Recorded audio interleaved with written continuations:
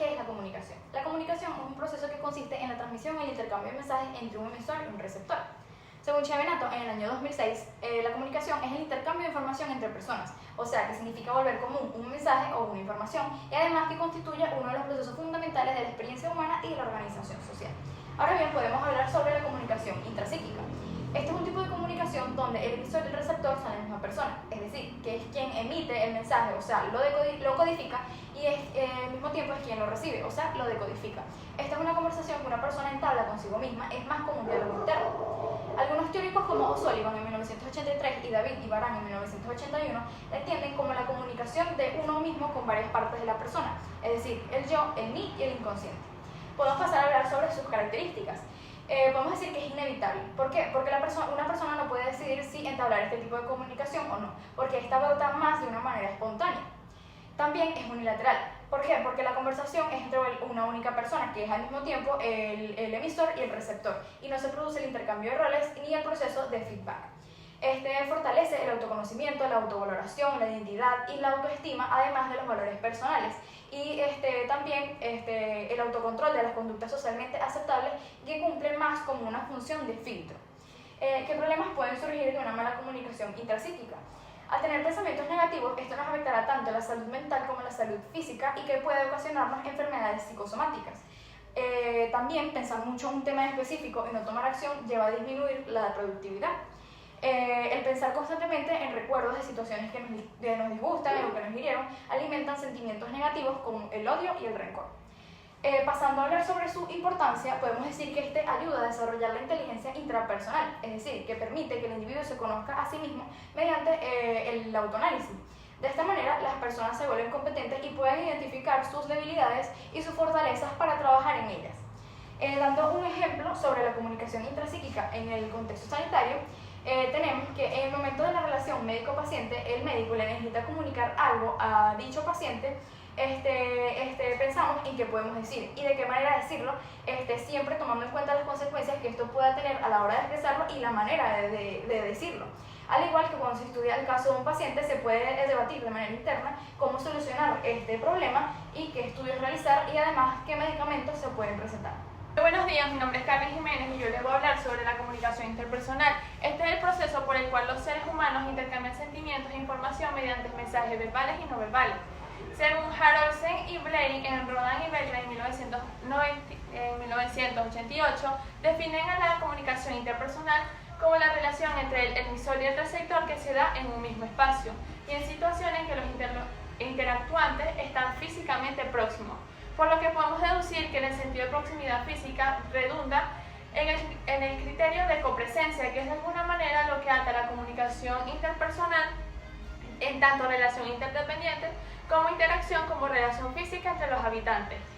Esta es, por así decirlo, la definición más dominante. Asimismo, es importante destacar que en 1970 Dean Birlon creó un modelo transicional de la comunicación, donde explica la comunicación interpersonal para que podamos entenderla. Este dice o sostiene que durante las interacciones interpersonales, tanto emisor como receptor se están enviando y recibiendo mensajes simultáneamente. Por ello se dice que es una misma transición continua a través de el lenguaje hablado y señas no verbales. Esto se da en un encuentro cara a cara. Están los elementos de la comunicación interpersonal. Para que el desarrollo de una comunicación interpersonal se dé o tenga resultados satisfactorios, es necesario o se requiere que estén presentes ciertos elementos. Estos son como la precisión, el respeto, empatía y autenticidad. Si estos elementos están ausentes, el proceso de intercambio está abocado al fracaso. Está el primero. El primero es la precisión o claridad. Este dice que hay que usar un lenguaje claro, sencillo, conciso, sin demasiados adornos o palabrería, para así que no se preste a confusión o distracción del interlocutor, para evitar distracción del mensaje y que el receptor no logre decodificarlo. La autenticidad. La autenticidad consiste en que haya coherencia entre lo que uno dice, piensa o siente internamente. Por lo tanto, ambos interlocutores se expresarán o se expresan con plenitud y franqueza, sin subterfugios y sin segundas intenciones. Está también el respeto. Es la estima que uno tiene hacia alguien basado en el valor que se le reconoce. Es el darnos cuenta que otro ser humano tiene la capacidad de elegir y de encontrar soluciones para sus problemas y de vivir su vida como él entienda. Ok, están las características de la comunicación interpersonal. Ok, esta es que es diático, fluye en dos direcciones recíprocamente, también es espontánea, es decir, surge naturalmente, casi siempre sin planificación. También es variable. ¿Por qué? Porque es afectada por los factores propios de las personas, bien sean pensamientos o actitudes. También está que el mensaje enviado es único debido a la influencia o contenido expresivo propio del interlocutor o de los interactuantes, ya que cada quien imprime su propio estilo personal dado a la situación o contexto en que se estén interactuando. También está la importancia de la comunicación interpersonal. Su importancia destaca ya que son parte crucial de la interacción y convivencia diaria entre las personas. Esto es desarrollar habilidades sociales y facilitar la comunicación y entendimiento con los demás, en cualquier ámbito o contexto. Un efecto intencionalmente en la comunicación interpersonal se puede dar ejemplo, la familia, la comunidad, la escuela, trabajo, comercio, fábrica o entre otros. Están también los niveles de la comunicación interpersonal. Entre estos se encuentra la simétrica, que es aquel nivel donde tienen tanto como el receptor y el emisor el mismo grupo, convicción, expectativas, valores e interacción positiva. Esta es una interacción positiva ya que estimula y promueve la confianza y participación. Por ejemplo, esta puede estar una interacción entre hermanos, compañeros o profesores. Está también la complementaria, que es cuando uno de los participantes tiene mayor jerarquía o estatus. Esta a veces suele resultar negativa porque crea obstáculos ya que una persona marca dominio sobre la otra. Un ejemplo de esta es la relación entre padres e hijos. Para que esta comunicación se debe cumplir ciertos alineamientos. Se deben escuchar, se deben compartir, querer comprometerse e interactuar recíprocamente. A ello se le conocen 5 formas presentes en la comunicación. Está el nivel 1, que es el nivel de la interacción distante. Es la interacción mínima que uno demuestra. Son conductas aprendidas y formales. Está el nivel de la interacción lejana, que puede atraer contacto verbal y conocer algo del otro. Está también la interacción próxima, que es la que comprende los sentimientos, reacciones y puntos de vista y forma de pensar de los demás. Está el cuarto nivel, que es la interacción cercana. Es la interacción entre uno a uno, que se presta para ventilar problemas, descubrir sentimientos y compartir vivencias. Está el quinto nivel, que es la interacción íntima. Es donde hay conexión y la interacción suele ser como una vivencia compartida. Dependiendo del nivel de interacción, los mensajes que se envían o reciban las personas se pueden clasificar en mensajes racionales y mensajes emocionales. Según Haven y Weber, en 1976, los mensajes racionales son mensajes basados en el procesamiento lógico, expresando ideas estructurales y de forma coherente. Por ejemplo, si usas la mascarilla, te proteges contra el COVID. También está que recuerda mantener la distancia social. Está el otro, que son los mensajes emocionales.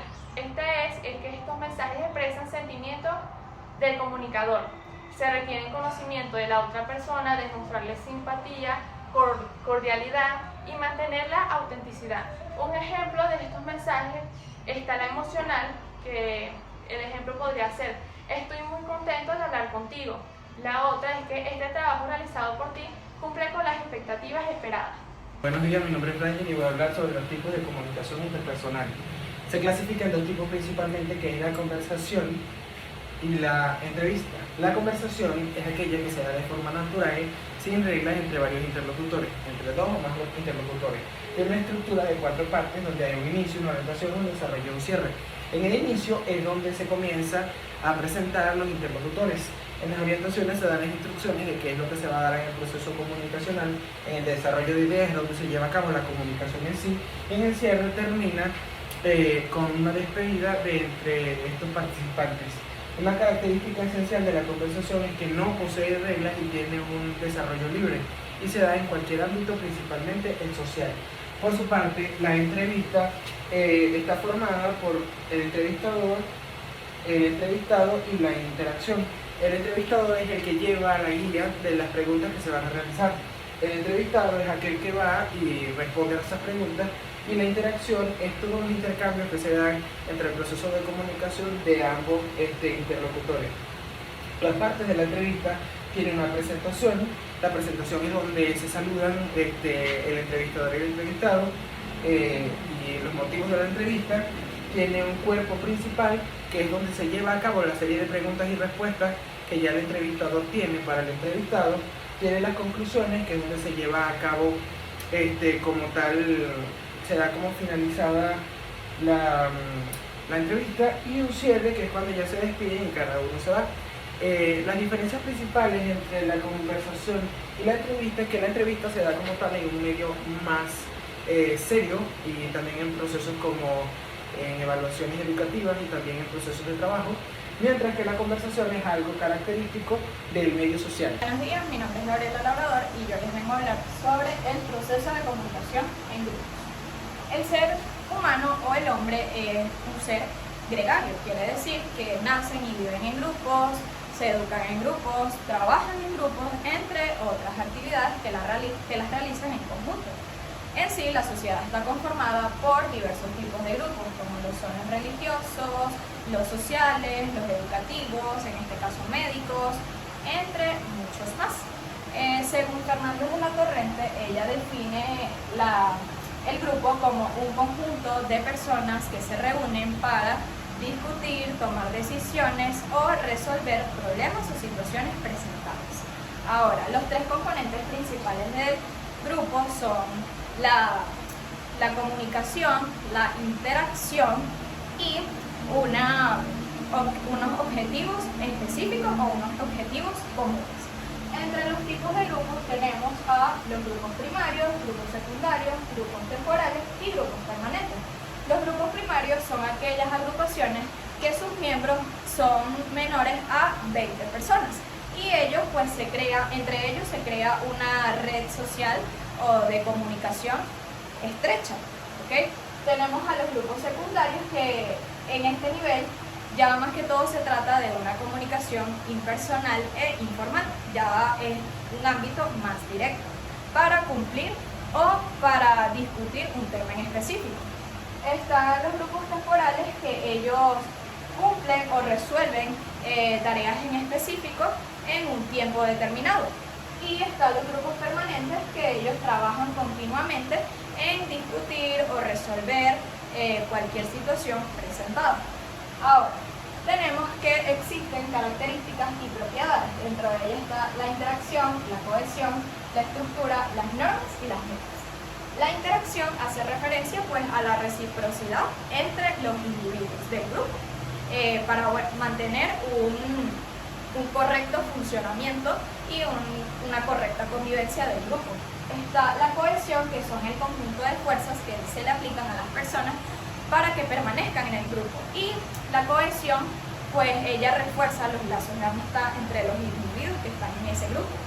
Está la estructura, que hace referencia más que todo a la organización del grupo, es decir, cómo está conformado, y aquí juegan papeles importantes o juegan roles de jerarquía, es decir, se entregan a cada individuo del grupo tareas o situaciones específicas de acuerdo a sus capacidades, conocimientos, entre diversos factores. Tenemos las normas, que hacen referencia al marco de conducta que deben tener los integrantes del grupo o que se deben regir para una buena comunicación. Y por último están las metas, que son los objetivos que están esperados o los objetivos que son esperados por cada miembro del grupo. Y en este caso las metas van a dirigir al grupo a lograr los objetivos, en este caso, o los propósitos planteados desde un principio. Ahora, en conclusión, podemos decir que la comunicación en grupos es un proceso constante donde interactúan tanto el emisor y el receptor. ¿Ok? Y decimos también que entre los objetivos de la comunicación en grupos es que primero es intercambiar ideas, opiniones, información, entre otros. También resolver problemas, conflictos o situaciones dadas, crear un buen ambiente de trabajo y mantener o desarrollar un mejor crecimiento personal. Muchas gracias. Esto ha sido todo.